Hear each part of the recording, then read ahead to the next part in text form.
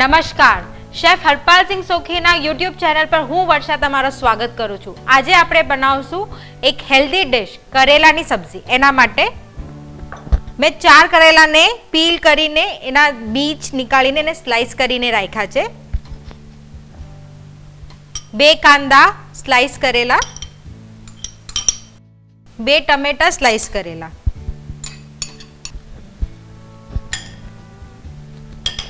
હવે એક કડાઈમાં આપણે 2 ટેબલસ્પૂન જેટલું ઓઇલ લેશું, અડધી ચમચ રાઈ, અડધી ચમચ જીરું, થોડીક હિંગ। હવે આપણે આ જે કરેલાનું મિક્સર બનાવ્યું છે એ કરેલાને આપણે એમાં નાખી દઈશું।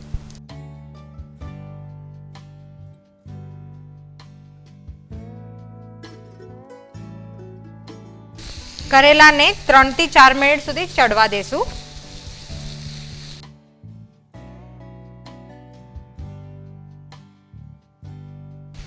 મીઠું સ્વાદ પ્રમાણે,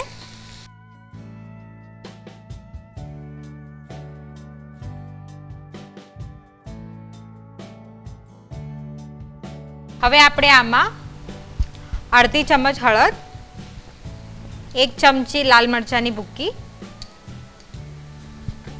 1 ચમચ ધાણાનો પાવડર અને અડધી ચમચ ગરમ મસાલાનો પાવડર। હવે આ બધી વસ્તુને આપણે સરખી રીતે મિક્સ કરી લઈશું।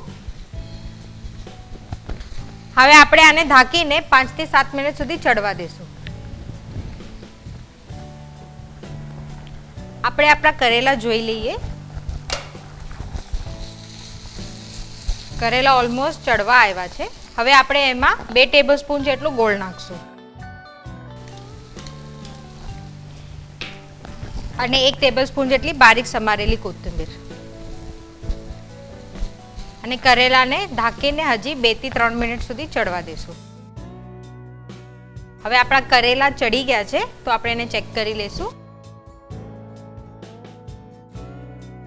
અને એને પ્લેટ કરી લઈશું।